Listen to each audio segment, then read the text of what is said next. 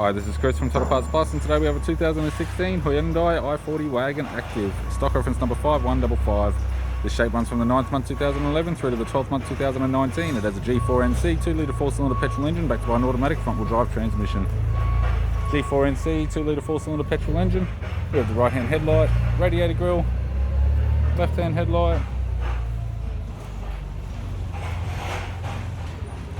left-hand tail light, left tailgate garnish, tidy rear bumper cover, park sensor type.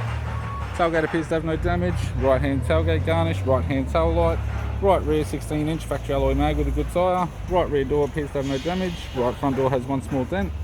Right power door mirror. Right guard appears to have no damage, and a right front 16-inch factory alloy mag with a good tyre. We have the driver's side door trim, power window master switch. This vehicle is fitted with black cloth interior.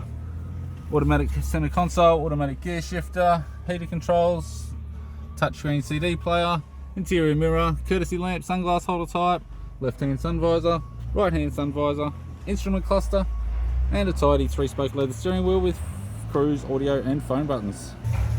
I'm Chris from Total Parts Plus, and I'd like to thank you for watching this video.